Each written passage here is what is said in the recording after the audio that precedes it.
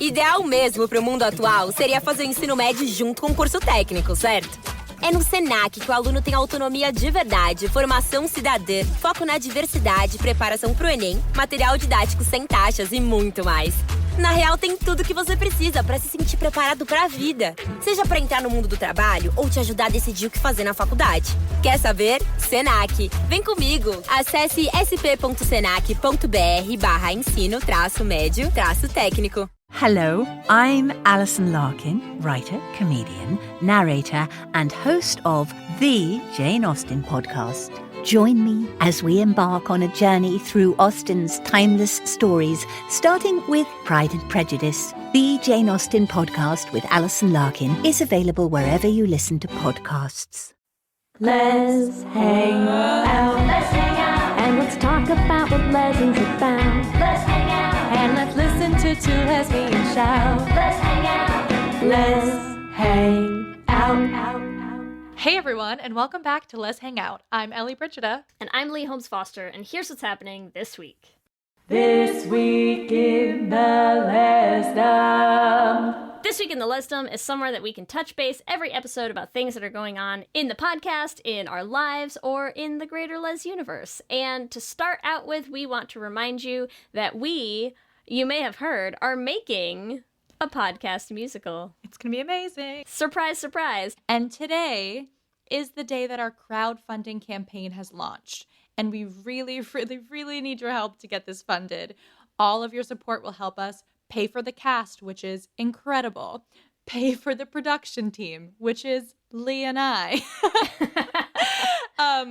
Pay for real studio musicians. We're going to have some string instruments, some horns. I have a queer female drummer that's working with us. I am so excited about those studio musicians, and I would really love to be able to pay them what they deserve. So the majority of the money that from this crowdfunding campaign is going right directly back into the pockets of other queer people that we're paying to help work with us on this project. Our queer cast, our queer production, our queer musicians, our queer everyone helping with everything else that has to happen, like graphics and everything. Yes, our writers. Unsurprisingly, they're all queer people. So it's a great project. We're super excited about it. And you can find that campaign online at bit.ly/theflamemusical, launching later today.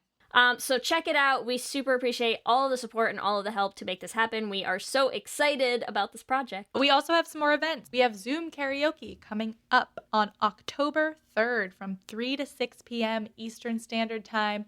Come hang out with us, come sing, come jam, maybe even some of the cast from our musical. Ooh, at least Lee and I will. I mean, do you just mean you and I? Because we will definitely be there. We will definitely be there. We also are going to be having our next trivia night. It will be on October 22nd. You do not want to miss this. Oh, It no. is Orphan Black trivia coming at you fast. So start getting those rewatches in if you haven't already. It's going to be from 8 to 10 p.m. Eastern, and cannot wait. We cannot wait. I will say also, pretty much 3 minutes after we put it up, we already sold like 5 tickets. So we know you love Orphan Black, and we're really excited. This week in the Lesdom, in the greater Les universe, the Human Rights Campaign just started their Queer to Stay campaign, which I think is incredible.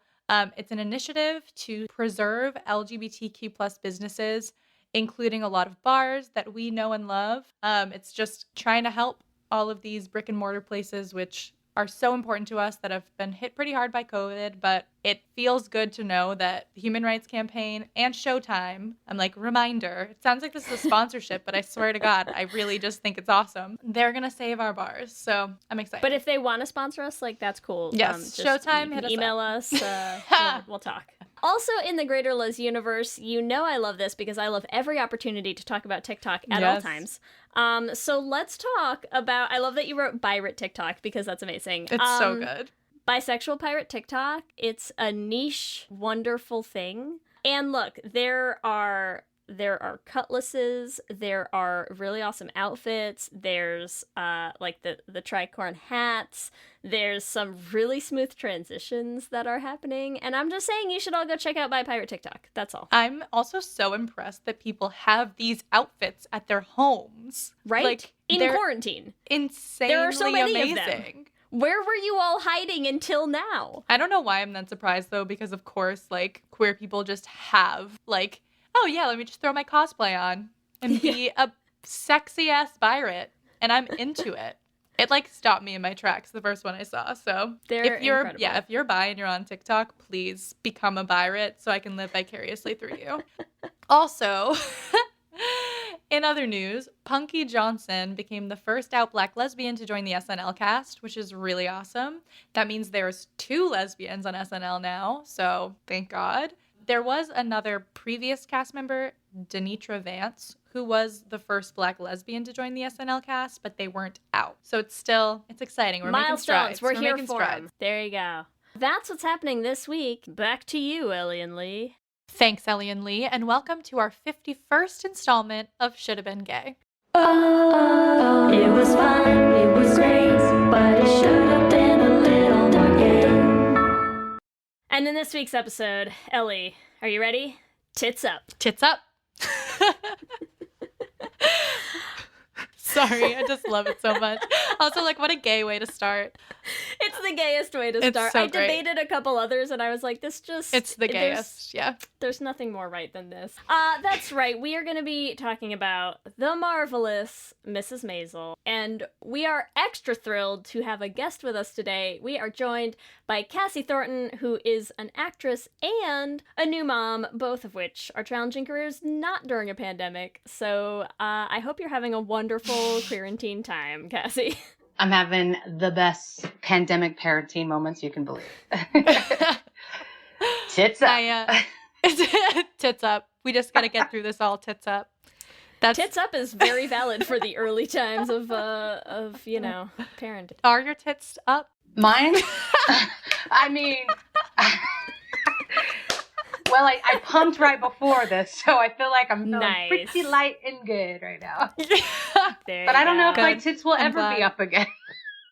They do. They go back. I promise. Okay. Lee's been, You wean Lee's slowly. been through it. It's honestly, we're our youngest now just turned 1, and so we're kind of like hitting the point where my wife had our second one, and so she'll probably start thinking of like slowly starting the weaning process at some point soon, and I'm like, we might both have free boobs. And I'm like, Back it's for been each a long other. time in our house. Free the boob. Free the boobs. We should make that into a shirt, y'all. Yes. Free the Free boobs. the boobs. I love I'll it. add it to the list. Add it Kassie, you are also co-starring in a comedy feature film, Chasing Sunshine. It's up on Amazon now already? It is. They put it out for the Amazing. pandemic, so that encouraging people to stay home and watch a little feature film. And can you tell us a little bit about Chasing Sunshine? Yeah, it is a buddy comedy, and it follows Darcy and Jack as they go through the valley. Are you guys in California? I Lee am. is. Okay. So they go through like North Hollywood, like the valley, and they're on this like scavenger hunt. And so it's kind of fun. Darren and I first met about it. God, I feel it was years ago actually. And he's like, hey, I'm kind of writing this character a little bit based off of you.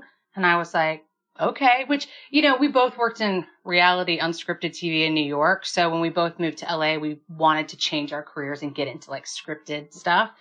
Cause, I don't know if you guys know this, but real people be great. So reality was like done.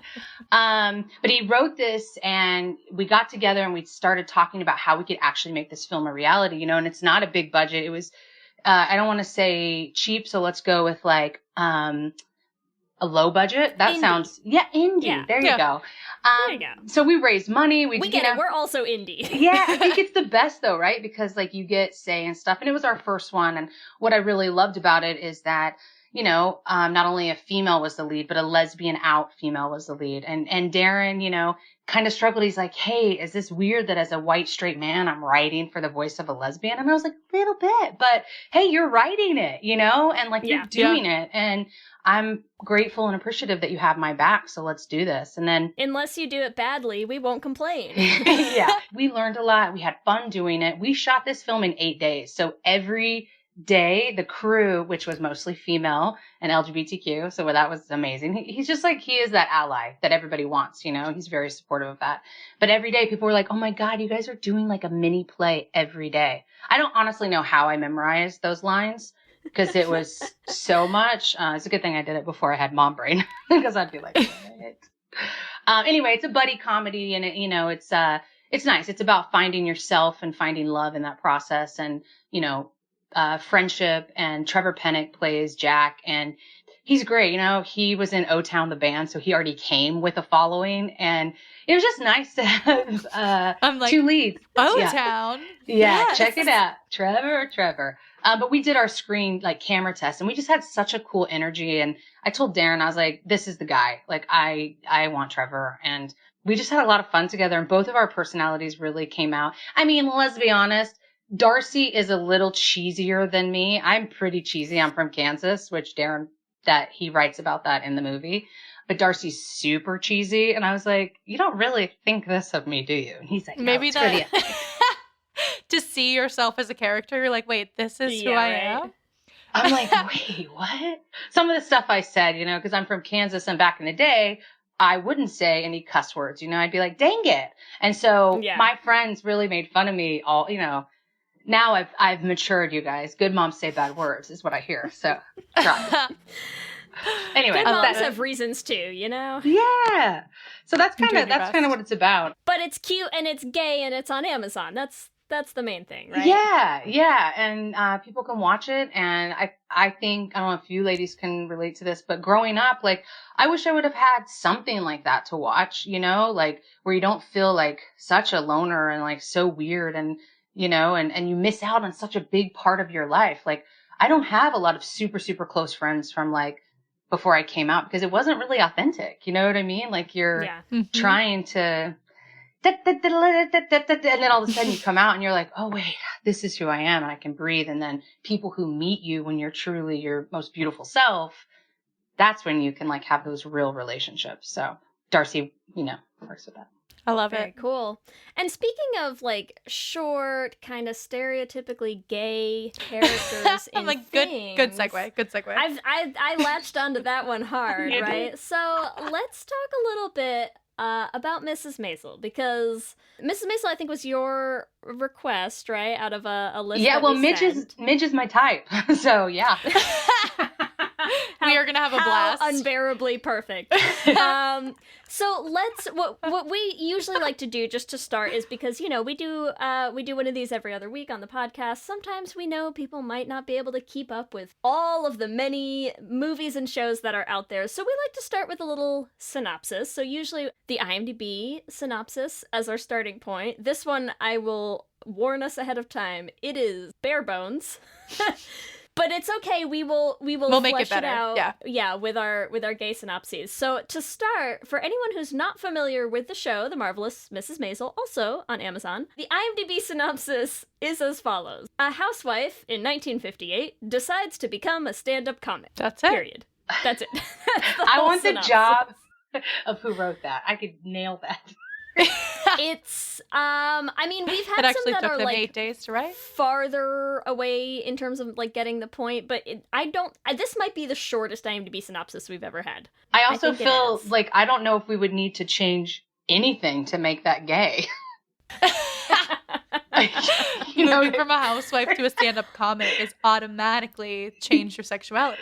But I believe we can make it gayer. So, Ellie, I'm Let's going do to it. put you on the spot since I know you haven't really seen the show. Do you have a gay synopsis? Yes, and I will say too, I've stolen this a little bit, but I just feel like it's too perfect. My gay Okay. synopsis is as follows: make Susie gay, you cowards.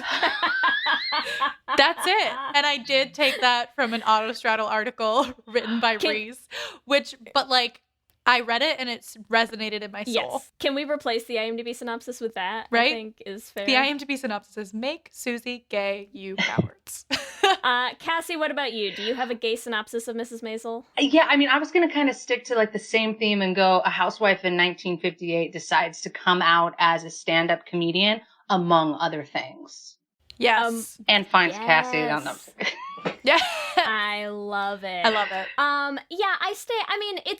You don't want to stray too far for Mrs. Maisel. So I would say my gay synopsis is: when her husband cheats on her with his secretary, young 50s housewife Midge Maisel struggles to find herself and her place in the world until she stumbles into a bright new career in comedy and the unwavering support of her new, butch, blazer-wearing lesbian manager, Susie Meyerson. I'm going with that one. I mean, I know I'm joking about Midge, but yes, it is Susie Meyerson. Like, you know, she and I have so many people she could hook up with on the show.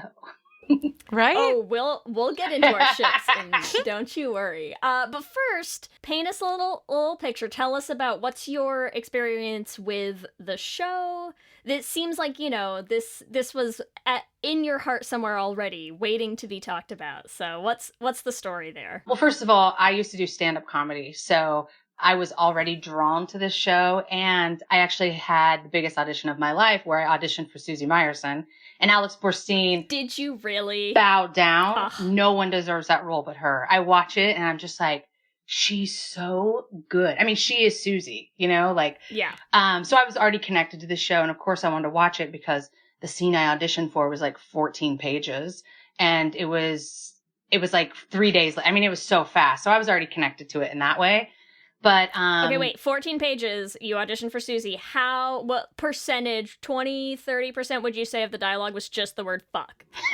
You know, actually for the audition, it wasn't. I found in Time Hop, one of my favorite apps, pictures of the script that I had taken. And I was like, really? That's oh my awesome. God, that's so crazy. I completely forgot about it. And, now I can't remember which scene it was, but it was obviously in the pilot. It was the very first one. And it was just like a lot of back and forth, like when she first went into the gaslight and like all this stuff. Mm-hmm. So, which also I was connected to the show because my wife and I lived in New York for so long. You know, I was there for a decade living in the East Village, and the Gaslight is actually where they filmed that is like a theater on St. Mark's, like on First Avenue. So, and they do have open mics there. Anyway, so I was really connected to the show from the beginning. Yeah. And of course I was like, I know it's 1958, but when are they going to have Susie hook up with a woman? Like, what's happening? I'm still waiting. I'm still waiting. And I just watched the compilation today. Yeah. So yeah. Well, I feel like my experience with the show is we should have known better, right? Because we're stuck in this pandemic, we're home a lot, we're watching a lot of shows. And my poor wife who gets, kind of sucked into watching all of the things that I have to watch for this podcast all the time. So I'm constantly sitting her down to be like, let's watch this gay show. Let's watch this gay show. Did you know there's another gay show we have to watch right now? So she gets sucked into those a lot. This was one that, it's like a lot of people, some of like our straight friends and or family had mentioned that they were like, oh, have you seen this? It's cute. It's on Amazon. And we were like, I haven't had time. There's too much gay shit. So we finally like finished the last show we were watching, and she was like, we haven't Mrs. Maisel yet. So we put it on. We started it. I think we made it through like maybe an episode before she was like, you should really be taking notes on this for Should Have Been Gay, I think.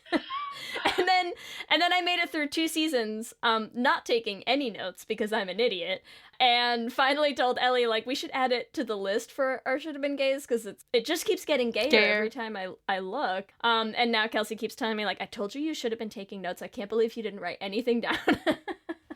it's okay. I have some notes.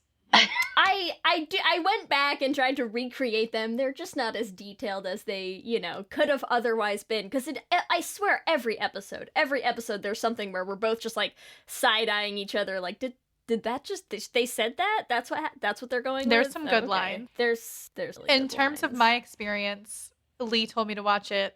And then we decided to do this, and I pretty much had a week to prepare, so I was not going to watch all of Mrs. Maisel. I'm sorry. I sent you some important study notes. I got all the Spark notes. Lee was like, here are the best episodes to watch that are the gayest. So I watched, whatever the episode was with Carol. Oh, yes. Shy Baldwin's bass player. Yeah. We will discuss. Yes, we will. And I also watched a 15-minute compilation video of Midge and Susie's friendship. I love YouTube for our research purposes. You have to send me these videos and stuff. I want to watch that. Oh my God. It's literally just like 15 minutes of them like giving each other the most like pointed stares or longing looks. It's insane. It's the 15-minute video bananas. was like, okay, I'm like, yeah, I can see some gay stuff. There was another one. Anytime something's set to music, fan those vids. fan vids, I was watching the exact same clips, but just there was music, and I was like, they're in love. It's so beautiful. And you're like, wow, it got suddenly gayer. I don't know like, how. There's a moment when when Midge kisses Susie on the forehead in the hotel room. And like when I watched it before, I was like, oh, that's cute. And then with the music, you're like, oh, it's such a beautiful forehead kiss. I mean, they share a lot of hotel rooms. Yeah. They really do. Yeah. So just in watching those, I know there's a lot to talk about. So I'm ready for this. And we're going to educate you on anything you missed, Ellie. I'm Don't so worry. excited to hear all of your input. So let's start at the top. If we go character by character, who should have been gay? Who would you say, Kassie, and Mrs. Maisel should have maybe been gay? I'm going to go with Susie Meyerson on this one. I mean, yeah. Interesting Susie. choice. I mean, I actually have a few breakdown. I mean, do you want me to list the ones and why first, or are we just going to stick with the main one, Susie, right now? Let's stick with Susie Okay. first. Okay. Oh, And yeah. then I'm sure when you talk about Susie, other characters will be involved with Susie. Okay. Well, I'm going to go back to what you said. I think Susie and Carol is a hands down, that would have been a hot thing. She was definitely given that vibe. I mean, I love that actress. And like right when she came on the screen, I was like, at first I was like, is she admit, are they going to hook up? Like that was like with the food in the hotel and like, I'll tell you about how to hook up on the road. I was like, oh my God, where's Susie right now? You know, so that's definitely my Susie main needs one. to like claim her. So you want girl a little Susie and more. Carol, though, not Midge and Carol? I mean, what I want and what is gayer is probably different. I understand. So, You're like, yeah. I want Kassie and Midge. Yeah. But I mean, before if I we're was talking married. about the show. But Yeah. let's stick with Susie for a second because Susie, she has to be being written as a closeted 1950s gay, right? I mean, there's 100. it's a running joke that she gets mistaken for a man, which is funny because I think how tall is she? Like 5 She's so little. nothing? Yeah. 5.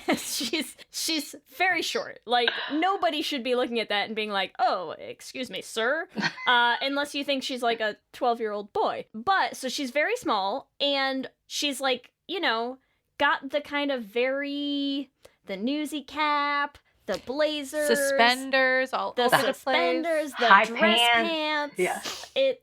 She tends to have like maybe a ring with some keys at her waist. Just nothing coded at all, right? No. It's totally the song of Ring of Keys. Yes. Like Yes. Susie walks on. There's It's no like lesbian call outs here whatsoever. the boots. Yeah. Oh god, yeah. She swears a lot, she's uncouth, there's a lot of things where Susie sort of is being cast as the person who is like outside of the patriarchal heteronormative world that Midge inhabits. And she's there just running her club and, finding her comics and all this stuff. She's pretty clearly queer-coded in some ways. She's so queer-coded. Also, this is just me talking about how frustrating it is that they don't say that this character is gay. Because I watched the compilation and I was like, oh, that's a lesbian character. I'm like, we're going to go into this should have been gay, talking about how, oh, well, Midge should also be gay. Because I really looked at this and I was like, oh, they wrote a lesbian character. And then I started There's that obvious gay, then and then housewife, maybe we'll talk about the subtext between the obvious lesbian character who is out, like they say she's a lesbian. But no, I look it up, and she's not gay in the show. And it's literally makes no sense. But they also have very clear call-outs that, like, she has not been with dudes, right? Yes. Like, and they kind of paint it as, like, she's just never been, like, with anyone in that way. I've seen some things posting where people are like, I see Susie written as, like, an ace character. And I'm like, I could see that, too. But even if she's ace, I think she's definitely gay.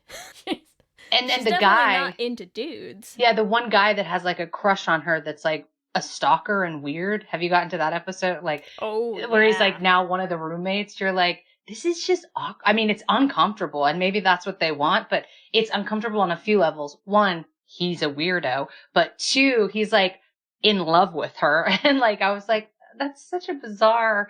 Yeah, she's gay. No. Yeah, they don't really give you much argument to be made for Susie being a very hetero woman. No. Also, in terms of like the cast, Alex Borstein has talked. I literally found this article that was published today where Alex Perfect. Borstein finally said Susie is pansexual. Oh. Okay, But since Interesting. today, how many seasons has it been out for? 3. 3 seasons. 3 full seasons. No mention of Susie's sexuality. All weird, like, coded, vague thing. And this is a new show. Like, I actually don't understand why they won't just make her gay. I guess it's like the 1950s, but... Yes, but if you follow in season 3, and if you are listening and you haven't watched season 3, you should probably turn this off right now for a second and come back real quick. But Shai Baldwin comes out to Midge, you know, that actor who, or I can't remember his name, but his character is Shai Baldwin. You know, he's a gay man and he's closeted, and Midge is like his one friend for a while. So I'm like, couldn't they have done that with a lesbian character too? I mean, I think lesbians are often unrepresented. So that was frustrating. But yeah, at first that was my first thought. No, it's 1958, it's 1960, it's 1964, not like whatever the year is. But then they went that way with a character. So I mean, I haven't finished season 3, but I don't see, you know, them outing Susie. Well, and 2 more, because I will say a lot of my Susie comments are wrapped up in my Susie and Midge comments, so I'm saving them. But 2 things. One, directly related to that, is there's also a scene when Susie pretends to be the plumber at the Catskills, and she's in the lodge with all the girls, right? And they're all talking about, like, one of the other staff members, one of the dudes who's working there, and she's like, yeah, like, you're not his type. Like, she obviously has, like, gaydar. Susie is aware of it and has gaydar enough to, like, realize, like, that is a flaming man, and, like, he is not into you, ladies. She picks up on that, so yeah, I do think it's interesting that they have chosen to keep her in the dark about the whole Shai Baldwin thing. And speaking of being in the dark, there's also an episode where she literally gets locked in a closet. I mean... So I'm just gonna drop that there and say nothing more about it. And that's where Susie remains. I don't know the context of this. Can you both tell me the context? But there was a line where Midge says to Susie that Susie is a damsel in the closet. Is that because she got locked in the closet? Yes. I was like, yes. I missed that line, but I'm assuming it was that. I think it's when she gets literally locked inside a closet. That represents nothing whatsoever. Nothing. Okay? Yeah. Don't read too much into this, listeners. There's nothing to see here. Just a woman in a closet with her blazer, okay? Do we want to talk about Susie and Midge together? I think we should. I think most of the arguments for Midge are going to relate to Midge and Susie together. True. Although I would like to drop a scandal when we get there. Okay. All right. Oh, now, okay. So I think now. it should Do be it now. We're ready. Well, Susie and Imogen. We don't like to build suspense right? here. Susie and Imogen would be a total scandal because it's like Midge's best friend, and then it's Archie, who's like Joel's best friend. Like, that would just be... Their husbands both suck. They could just get together, get some hula hoops, do a little exercise, ladies, if you know what I mean. Yeah. And I feel like she is that damsel that, like, Susie could come in and help, you know? Imogen would be a spitfire lesbian, boy, let me tell you what. Oh my god. I know. This is Midge's best friend, Ellie, and she is feisty. She's all you have very to tell feisty. Me. I'm in. There's one scene, so her husband is also kind of useless, although not as bad as Joel, and he's helping Joel get his club set up. So he's been out, like, you know, helping late nights, not home much. They have 3 kids, one of whom is a newborn, and so she literally shows up at the club with pictures of their children saying, "You haven't really been home very much, so I just want to make sure you don't forget them," taping them to the wall and writing their names up underneath their photos. I like her. So I feel like she would be something as a girlfriend. I'll tell you what. Yeah, I don't know if I would personally want her, but I don't know if I want Susie either. But, like, still, gay scandal, you know? Yeah. She has a lot of passion. Yeah. Yes. And she does get very territorial of Midge when Susie's staying at the house and Imogen shows up and she's like, "What is happening? Who is this woman staying in your house? Who is this woman in your bathtub that I do not know about? Using your mother's fancy pink soap." Like, she is not happy about Midge having secrets or having a new woman friend in her life. Sign she's Arguments gay. could be made. Thank you. Only lesbians get that territorial over their best friends. Only closeted lesbians. Yeah, right, exactly. Sorry to clarify. If we're gonna get into territorial, I think that's a great transition to Midge and Susie, because Susie and Midge and Susie, they there is some territory staking happening there.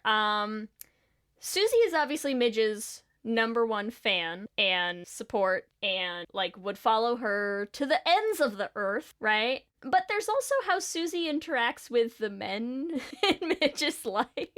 Let's talk about some of those. I mean, she and Joel have such an interesting relationship. Like, I don't know if I want to give away a spoiler, but I guess that's what we're doing, right? So the whole thing. Okay. It's fine. So Susie obviously has this gambling problem. And for her to go to Joel, I was so like, they've said maybe 2 words. They just don't like each other. And it does feel like that Midge is in the middle and she's being pulled by this man and by this woman, and it's like, hello, bisexual. So. Yep. But yeah, she's not a fan of a lot of the men in it. She's I think she feels like she has something to constantly prove to these men, and they can't do it for Midge. Susie can do it for Midge. Can do what? Everything. What can't she do? You're right. What wouldn't she do, Ellie? Nothing. What would you say is one of your favorite Susie interacting with Midge's men moments? Because I think for me, I have to go with when Benjamin is in the picture and he comes to one of Midge's shows and Susie is standing there watching them afterwards and she's like, I don't remember what she says exactly, but she basically like browbeats him into kissing her in front of Susie. And she's like, yeah, lay one on her, like a big smacker or something. And then she like leans way in to like watch while he kisses Midge in front of her, and it is very uncomfortable and very weird. I feel like I have an episode that I need to go back and rewatch. They're at the gaslight, and she like makes him kiss her in front of her, and it's very weird. Like she's getting Mitch's moves. What's the straight explanation for that? I would love to hear it. Right, I get a lot of things of like, I get when she gives Joel shit and being like, you don't support your wife and she's better than you and blah blah blah. I get all of that. I get the whole like, you're here to watch her comedy and that wasn't a funny joke for you to laugh at and you don't get comedy well enough to be with her. Fine. Why do you need to watch him kiss her? Yeah, you have me stumped. I don't know. There's no answer. That's why. Yeah, she's trying to live vicariously through that kiss. Yeah, maybe I'm gonna go with that. Yeah, I did. In the compilations that I watched, there was, I think it was with Joel, where she, like, Susie really, like, kicked him out of the bar. Oh, yeah. And was like, you can't stay here. You don't deserve her. And I'm like, yes, Susie, and you deserve her. In her defense, she's right. He doesn't. I love it. But she does unload on Joel a lot. She's very obsessed with, like, Susie is the #1 source of telling Midge that, like, of course everyone wants to sleep with her, right? Like, every dude who talks to Midge, basically, she's like, of course they want to fuck you. Like, what are you talking about? All they want is to get under your skirt. All they want is this. That's why they're talking to you. Why do you think they're talking to you? Why would anybody talk to you ever unless they wanted to sleep with you? One of the early episodes when Midge starts doing, like, the party circuit and she's, like, going to her friends' parties and there's that dude that she keeps doing the little joint bits with and he's like, we could do, like, a Nichols and May setup. And when Midge talks to Susie about it and she's like, Nichols and May aren't fucking. And she's like, of course they were fucking. Like, yeah, she's like, I walked in on them in the bathroom. She's obsessed with dudes wanting to sleep with Midge, right? Like, that's all she can ever imagine is, like, every dude out there wants to have sex with Midge. Why is that the only thing on your mind, Susie? Yeah, Susie, we want to know. But I also think that it's like that closeted, and I don't know if you ladies have been there, but I've been there with, like, you have these best friends and you get so protective of them. It's like, wait, I thought we were going home after the party. You know what I mean? It's like, we're just going to get ice cream. I was like, yeah, but we said we were going to go home. And it's like, we're your supposed best to friend. sleep in the twin bed together tonight. I've been looking forward to it for a week. Me. Oh, we're not going to the party together, I guess? Great. Fine. Yeah, so maybe that's why. I'll go by myself. Very relatable.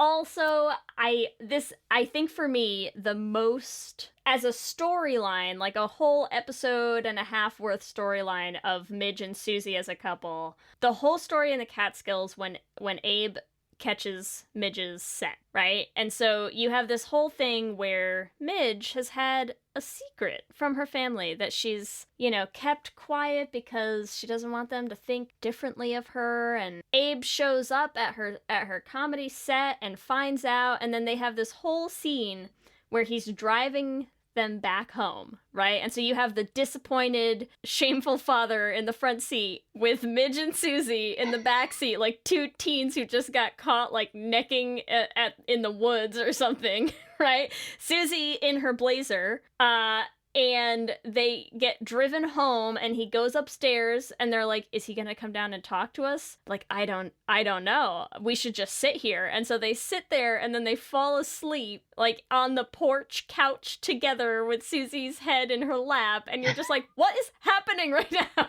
I swear I've seen this as a bad Hallmark movie about coming out. Like, I love it. Also, the line that Susie says after that, she wakes up and she goes, I just had the weirdest dream, like something about a beaver. And then she goes, is that sexual? I mean, maybe Amy Sherman Palladino she's writing it all in, for all of us insiders of the lesbian world to get. Right. Because there's a lot of those little lines that you're like, that is pretty lesbo. Yeah. Exactly. I'm like, she really beaver does. is very specifically like a female sexual thing. It's not like, you can't really mismisconstrue that. And she's sleeping in Midge's lap. Yes. And beaver's a weird thing beavers. to dream about. Little strange.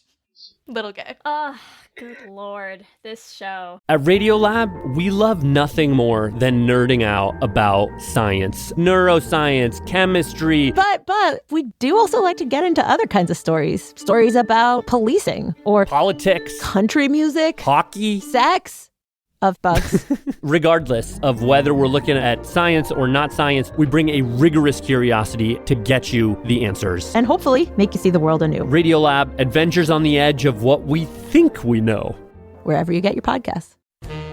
There's a lot going on right now. Mounting economic inequality, threats to democracy, environmental disaster, the sour stench of chaos in the air. I'm Brooke Gladstone, host of WNYC's On the Media. Want to understand the reasons and the meanings of the narratives that led us here, and maybe how to head them off at the pass? That's On the Media's specialty. Take a listen wherever you get your podcasts.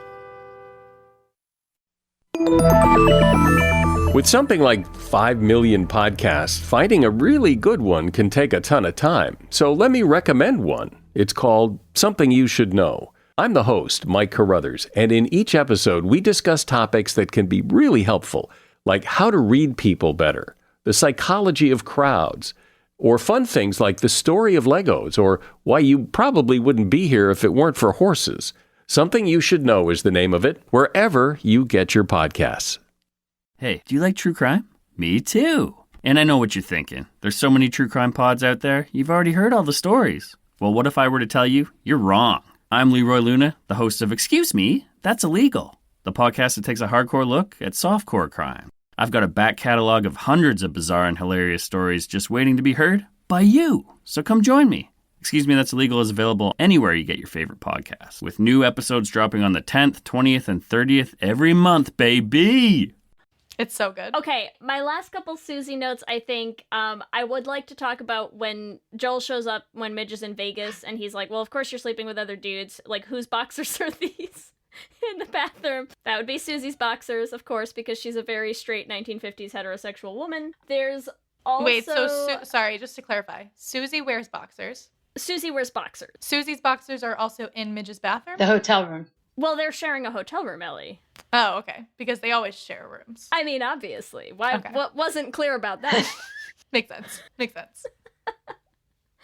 What Carry could on. be more obvious, right? Yes, I love it. There's also a whole scene where she's on the phone with Sophie Lennon and they're talking about Gavin Hawke's butt, where I don't think you could make Susie look more disgusted by talking about a man's butt. I mean, Sophie, that's another there's- jump we could go to for a bit anyway. Sophie for sure. But there's also this one line really got me with Susie. And I might need you to explain what happened here, but I think Midge showed her boobs somewhere. And Susie's like, oh yeah, you like, Midge is like, I don't remember that. And Susie's like, I remember every moment of it. It was magnificent. She does praise her boobs very So why is strongly. that? Like, what's the context of that? The context is the first episode of the show, actually, is Midge her husband leaves her, basically, because he's cheating on her with his secretary, and she gets drunk and shows up at this comedy... Well, it's not even a comedy club. It's just a dive bar, basically, with a stage that does, like, open mic night. And she, like, walks up, grabs the mic, and starts dumping all over her husband, cheating on her with his secretary, in her robe and nightgown, very, very drunk. And she is explaining how could he have cheated on all of this? And she's like, I have 2 kids, and, like, look at these puppies. They still stand up. And Susie still was like, yeah, they do. Hints where tits up. Yes. Up. Wait, so Kassie, let's talk about Sophie. What do we think about Sophie? Sophie Lennon, also, Jane Lynch is just incredible, right? Like, she's just a brilliant in everything, but this role specifically, I feel like she gets a lot of reward from it. I just feel like there are moments where Sophie and Susie could really, really cross that line. And so when she was talking about Gavin's butt, I was like, oh, like, you know, and anyway, that Gavin and Sophie hook up and Midge is hearing it, and, you know, and it's like, yeah, so, yeah, but Sophie also talks a lot about having threesomes with, like, a man and another woman, right? Like, who does she... There's someone in Ethel Merman, I know she definitely said at one point. Like, she definitely had a threesome with someone in Ethel Merman, so she's not against it. And she gave Susie a pretty fabulous coat, you know? I don't know if that says anything, but I just thought I should say it. I think it is. She's a kept woman. Also, the one full episode I watched, Sophie also is like, I know Susie's her manager, but like Sophie is a very clingy girlfriend, right? Like Sophie calls and is like it's like Susie sitting there with Midge, who's like really the one she's in love with. But then she has this girlfriend, right? Sophie. Side piece. Come on, because Susie. You can't have a side piece. Right? But like, but Midge isn't interested. So Susie's like, you know what? Sophie's gay. I'm gay. Like, she gives me what I need. And so, but Sophie's like obsessed with Susie. And so she's talking to her on the phone. And Susie also is like, yeah, like, I want to be a good girlfriend. Like, I'll be there. She's like, when are you getting here? And she leaves like immediately. She's like, all right, I gotta go. And she leaves. Like, she leaves this like Miami vacation with like basically the love of her life to be like, all right, I'm gonna take care of my needy girlfriend because I love her, even though she's so needy. Like, that whole scenario could have been so gay. Oh no, I was just gonna say, it's like, I love her, but also I don't want to deal with the consequences of not being there, because that's probably stronger than my love for her. Yep. Well, and Sophie's not the only one who's jealous, right? Like, Midge goes through a huge jealousy thing when Susie agrees to work for Sophie Lennon as well. And not only does she get jealous, but I love the way that she describes her jealousy on stage, which is in one of her comedy sets. She has a whole section about how, you know, it's like when you have a dog and you think your dog is like loyal and loves you, but then she has a whole thing about like, it's like your dog sticking its head in someone else's coos. And really, like, dogs just don't care that much, right? And so I'm like, wait, so your description of your manager managing another comedian that you're jealous of is like some dog sticking its face in someone else's crotch. Very specific. A normal reaction to have, and a normal way to describe human interactions, sure. Maybe they just didn't have the right words in 1958 to be like, you know... We're gonna say dog. Yeah. Yeah, sure. So not jealous for any weird reasons. Nothing at all. Whatsoever. No. But she should be jealous because, you know, Susie obviously treats her the best in this show. I mean, compared to all of the dudes that they try to, you know, make you ship with Midge, Susie is a rock, and she is constantly like, you know, oh, you're nervous because it's a big room. Like, a big room is just more people to fall in love with you, and like and you're great and you're wonderful, and she's constantly telling her how wonderful she is. And Midge gives it right back. She's given her forehead kisses, and she's holding her hand on the plane when she's nervous, and she's telling her that, you know, she's gonna be Susie Meyerson and Associates, and I love them so much. Okay, I'm fine. She teaches her how to swim. It's so cute. She teaches her how to swim in her cut-off dress pants with suspenders on. I cannot. I mean, getting her to take off the jacket finally was a big deal. I mean, we all want a manager like that. We all want a friend like that. I mean, you know, most straight ladies do have a good, solid lesbian best friend. So Where do we all sign up for Susie's? That's what we want to know. Yes. put it on a shirt. All right. So, Cassie, what are your thoughts on Carol? Well, first of all, I'm very bummed because I wrote an entire thing out on my notes in my phone about all these different characters and ship name, and I had it, and it is gone. No! It's okay. We'll recreate it. We're going to recreate it. So yeah, Carol. Well, first of all, I thought there was a little energy between her and Midge when they first like started talking. I was like, this feels like I looked at my wife and I was like, does this feel sexual? It feels like they're kind of like gonna hook up on the road. Is this like my college phase type thing, you know, or is it gonna happen? And then obviously the real hookup would be Susie and Carol. But I you know, definitely something with Carol, but she leaves the show too soon. It's such a bummer. She does, I know. But I do have to say, I mean, first we have to shout out that Carol is played by Liza Weil, and this is not the first time that she has shown up in a Should Have Been Gay episode with us. We did one on You Rory, may remember her from Rory in Paris in Gilmore Girls. So there you go, Amy Sherman-Palladino giving us all that gay content we crave. So Carol is the bassist in Shy Baldwin's band, which already gay. Kind of the leader of the band. Like what she says goes, which I mean is, you know, pretty rock solid. Power. Yes. Yeah. The leader of the band who gives Midge, yes, a whole like short course on how to hook up casually while on tour for no reason whatsoever. In that outfit. In her bed, right? Because she sees her and is like, "Oh, you want to come eat in bed with me?" And then toasts to that interaction by saying, "Here's to someone with tits to talk to." So gay. There's that. Gay. And also when Midge's parents show up in Florida and don't have anywhere to stay, and she's like, "It's okay, you can take my room, I'll bunk with one of the girls from the band." And now, here's the thing, I understand that Shy has backup singers, but there is only one girl in the band. That girl is Carol. So I'm just saying that as soon as Midge's parents show up and she's like, "Oh, I need someplace to stay," it's fine. I'll crash with Carol tonight. NBD. I mean, we've all dropped that line to our parents. No, it's fine. I'm just gonna go stay at her house. It's fine. No. I'll stay with a friend tonight. Yeah, no problem. No worries. Yeah, we're just gonna have a little sleepover.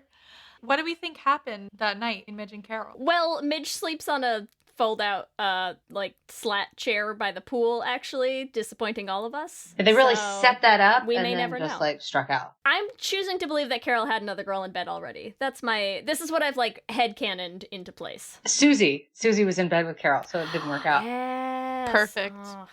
Perfect. Because Susie was drunk from entertaining Midge's parents for so long, you know? Brilliant. She did get pretty drunk with Rose. That was one of my favorite moments.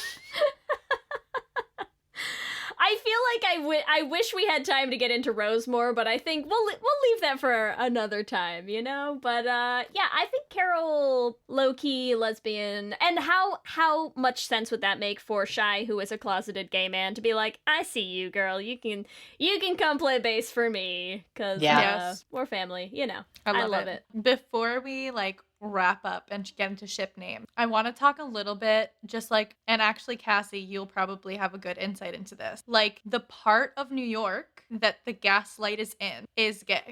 That's it. Just yes. It's in the Just a village, statement. right? It's in the village. What is your insight on this factual statement?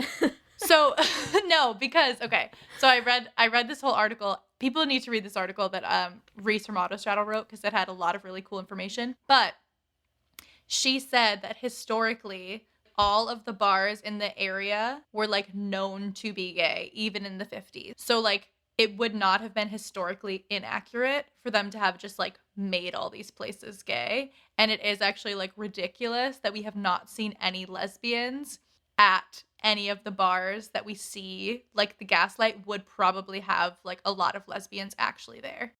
I mean, I don't know, but I think that they should. You're right. Because, I mean, look at Stonewall is in the West Village. The Gaslight was in the East Village. And during that time, you know, you had a lot of powerful gay people that were working the underground bars. I mean, that's the only place they could go. So exactly. Yeah. So it would be very easy for them to actually go there and have it not be a stretch. That's all. Okay, season 4, we have a lot of notes. Yes. Get in touch. Okay, let's recreate those ship names though, because we have more ships than we necessarily always have for these episodes. So I'm gonna say here are the ships that we've talked about. Obviously, we have Midge and Susie. We have Midge and Carol and Susie. We also have Dark Horse, Midge, and Imogene. And then I'm gonna toss Susie and Sophie in there. Okay, so let's start doing some ship names. What do we got? Well, I think Midge and Susie are... Oh, never mind. I was going off last names, Meyerson. Sorry. No, you guys last names. You still can. No, I had written down when you were talking. I was writing all the names down because I was like, oh yeah, I had one for that and I had one for that. But I have Midgen, which is maybe Midge and Imogene. I was like, where did that come from? I love it. Midgene. Midgene. If we were gonna do last names for Susie and Midge, I would say Maserson. And also just say Moozy. Moozy. It just rolls off the tongue. A classic right there. A classic Ellie ship name, everyone. Yes. You're welcome.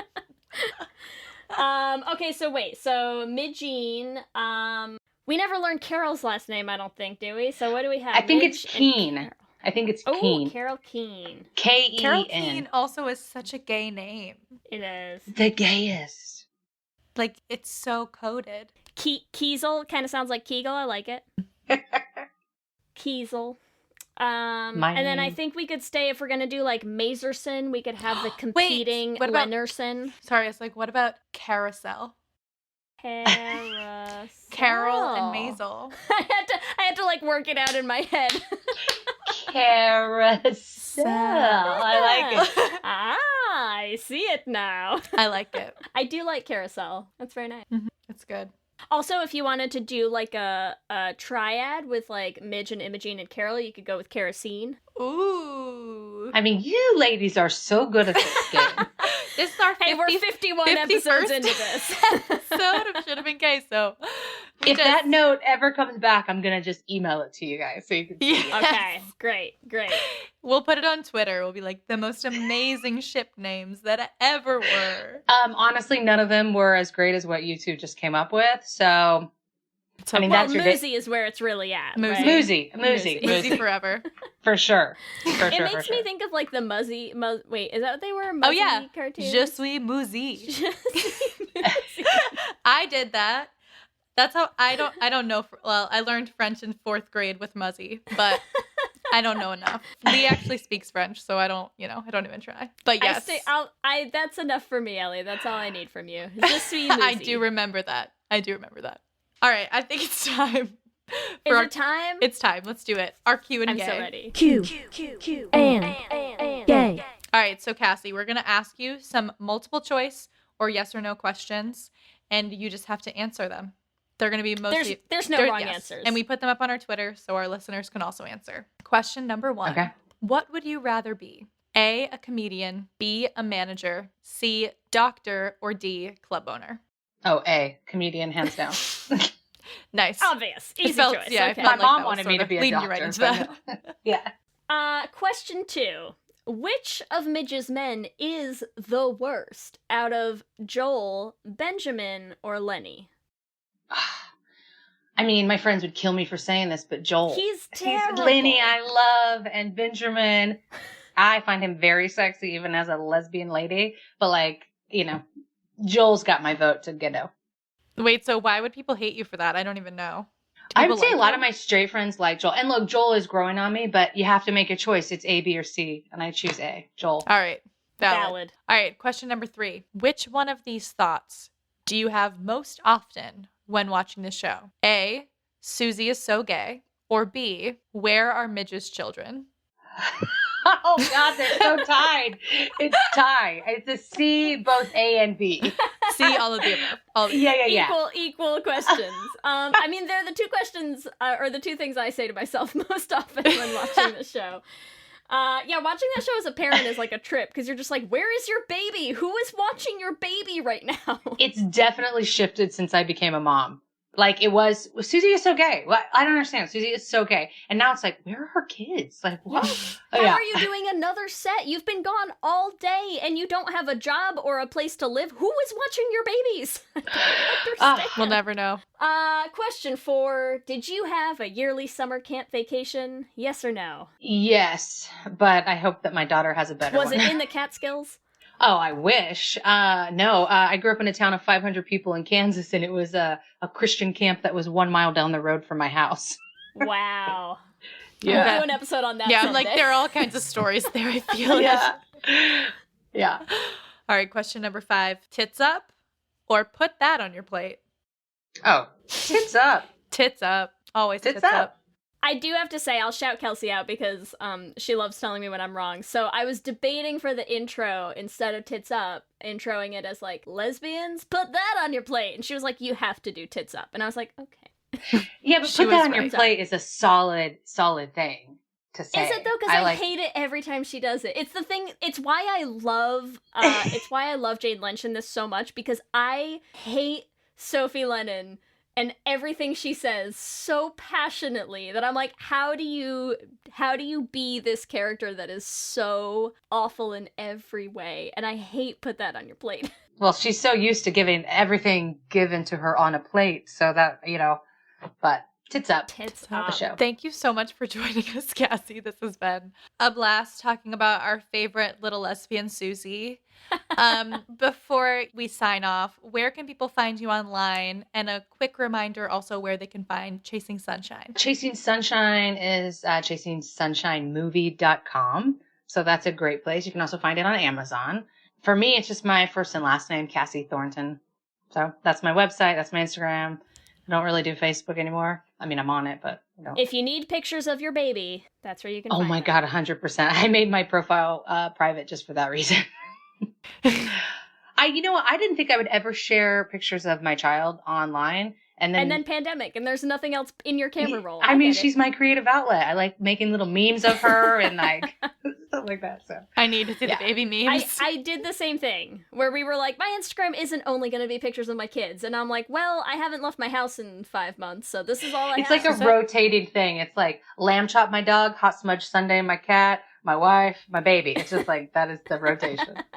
But thank you guys so much for having me on here. This was so fun. Thank you. This was great. Let me hear you say hip, hip, hip, hip, hip, well, yeah. We love hearing from you and building community, so we want to shout out some of our favorite things each episode. We would like to shout out Wanderlust Writer, who sent us an email, and even just the subject line got me. The subject said, "The folklore fandom has risen, just as you predicted."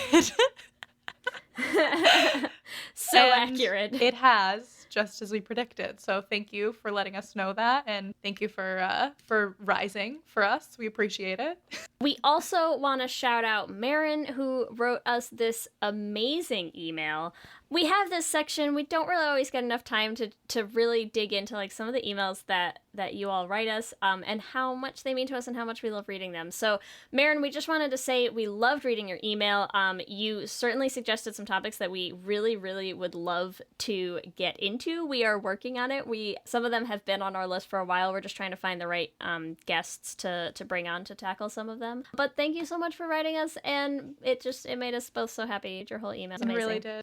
As always, we want to thank our Lesbian Jesus patrons, Mark Foster, Jess Klaus, Tanya Ferguson, Danny Griswold, Jacqueline Rose Nishino, Sarah and Julia, Carrie Ann Lawrence, Danny Gunlock Tamora, Brittany Ray, Alana Rosen, and Tara Gleason. and our King Princess patrons, Amy and Ellen, Leah Hendley, Liz Chen, and Wendy K. Bartlett. Thank you all for your support. It means the world to us. We always appreciate you. We also want to remind all of you that our crowdfunding campaign is kicking off later today for our podcast musical. You can find that at bit.ly/theflamemusical. Also, stick around after sign off for a sneak peek of one of our songs from the musical. maybe today. Remember, you can also find us on all the social medias. We are on Instagram, Facebook, and Twitter at Let's Hang Out Pod. You can email us at letshangoutpod@gmail.com. Maybe you'll get featured in an episode. Or you can check out our website at letshangoutpod.com. Make sure you subscribe wherever you listen to podcasts so you'll be the first to know when new episodes drop. We also have videos going up on our YouTube channel. You can catch any of those at youtube.com/letshangoutpod. Subscribe so that you know when they go up. If you want to support the podcast, the easiest way to do that is rate and review us on iTunes. You can also join our Patreon and get access to all sorts of cool perks like our Discord chat. We're going to have our first L'Essentials viewing party coming up soon. Oh, heck yeah. So much good stuff, and we just love our patrons so much. You can find that at bit.ly/lespatreon. If you want to get our merch, you can get that at bit.ly/lesshop. We have a new design up, our lesbian shirt. If you want to rep your lesbian pride, it's gorgeous. Lee made it, so thank Lee for it and also put it on your body, at bit.ly/lesshop. There is no better way to thank someone than to put putting their design thing on your body. Yeah. There you go. If you want to follow us individually, you can find me. I am on Twitter, Instagram, and TikTok at LSH Foster. And I am on Twitter, Instagram, and TikTok at Ellie Bridgda. With that, I'm Ellie. And I'm Lee. And let's hang out again soon. Let's hang out.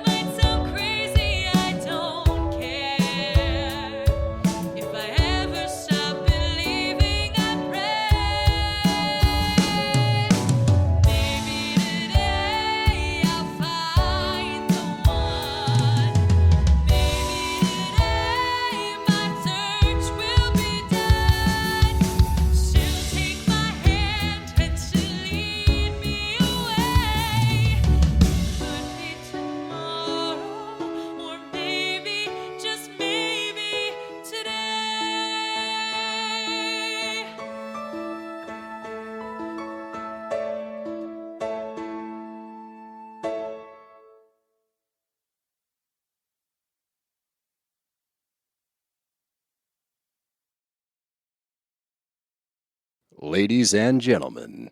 What are you doing? What do you mean? Just keep it simple. I'm making the promo. Just keep it simple. Just say, hey, we're the Brav Bros. Two guys that talk about Bravo. Ladies and gentlemen, boys and girls, we're the Brav Bros. No. Oh. Dude, stop with the voice. Just keep it simple. I've seen promos on TV, dude. This is how you get the fans engaged. This is how you get listeners. We're trying to get listeners here. If we just say, oh, we're two dudes that talk about Bravo, people are going to get tired of it already. We need some oomph. All right, then fine. Let's try to do it with your voice. Brav Bros. Good job.